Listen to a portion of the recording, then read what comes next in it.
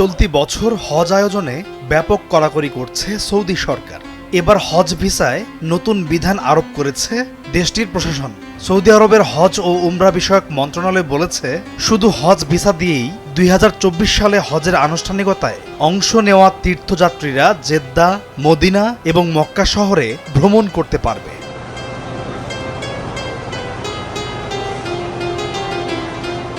ঘোষণায় জোর দিয়ে বলা হয়, সৌদি আরবে কোনো কাজ করা, বসবাস বা নির্ধারিত শহরের বাইরে ভ্রমণের জন্য হজ ভিসা বৈধ নয়।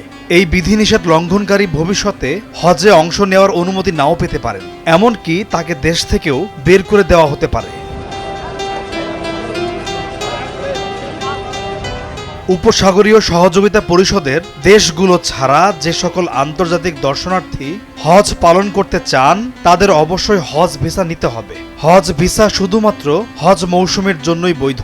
এই সময়ের মধ্যে হজ ভিসা নেওয়া ব্যক্তিদের ওমরা পালন বা যে কোনো ধরনের আর্থিক বা অবৈতনিক কাজের ব্যাপারে নিষেধাজ্ঞা দেওয়া হয়েছে নতুন বিধিতে।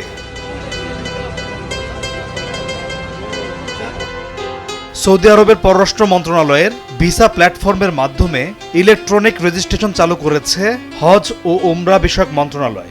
বৈধ ও অবৈধ হজযাত্রীদের চিহ্নিত করতে অভিনব উদ্যোগ নিয়েছে সৌদি আরব। দেশটির হজ ও উমরা মন্ত্রণালয় জানিয়েছে, বৈধ হজযাত্রীদের চিহ্নিত করতে এবারের হজ মৌসুমে প্রত্যেককে আলাদা করে একটি ডিজিটাল ট্যাগ দেওয়া হবে। মূলত অবৈধ হজ পালন নিরুৎসাহিত করতেই দেশটির এই উদ্যোগ নেওয়া হয়েছে বলে জানা গেছে।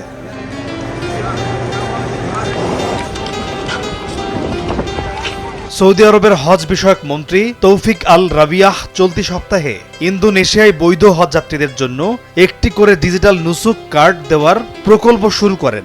এই কার্ডগুলো ইন্দোনেশিয়া থেকে সৌদি আরব যাওয়া হজযাত্রীদের দেওয়া হবে। ডিজিটাল এই নুসুক কার্ডে সংশ্লিষ্ট হজযাত্রীর প্রয়োজনীয় সব তথ্য মজুদ থাকবে এবং হজের জন্য পবিত্র কাবার প্রাঙ্গণে প্রবেশ করতে চাইলে এই ডিজিটাল কার্ড অবশ্যই প্রদর্শন করতে হবে। এছাড়া হজের অন্যান্য আনুষ্ঠানিকতা পালনেও বিভিন্ন জায়গায় এই ডিজিটাল কার্ড দেখাতে হবে।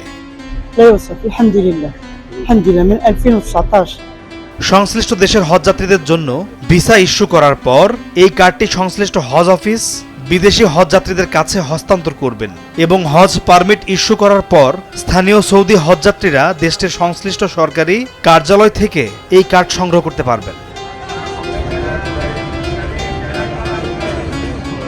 পলাশ খান, নিউজ ডেস্ক, ভোরের কাগজ।